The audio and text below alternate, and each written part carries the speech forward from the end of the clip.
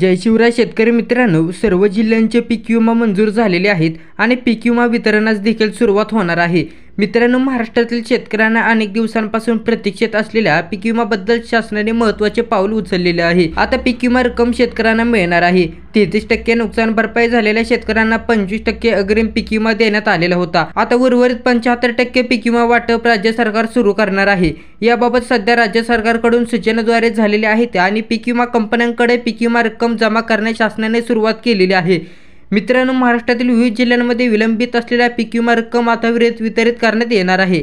अनेक दिवसांपासून पीक विमा वंचित राहिलेल्या शेतकऱ्यांना आता दिलासा देण्यासाठी झालेल्या सर्वेनुसार आणि अहवालानुसार महाराष्ट्रातील 40 महसुली मंडळांमध्ये म्हणजेच नाशिक, अहमदनगर, धुळे, बीड, परभणी, हिंगोली, छत्रपती संभाजीनगर, सातारा, सांगली, सोलापूर, उस्मानाबाद, नांदेड तसेच इतर काही जिल्ह्यांमध्ये या पीक विमा वितरणाची सुरुवात होणार आहे। मित्रांनो, माहिती आवडली तर व्हिडिओला लाईक करा, चॅनलला सबस्क्राईब करा व व्हिडिओ इतरांना नक्की शेअर करा। धन्यवाद।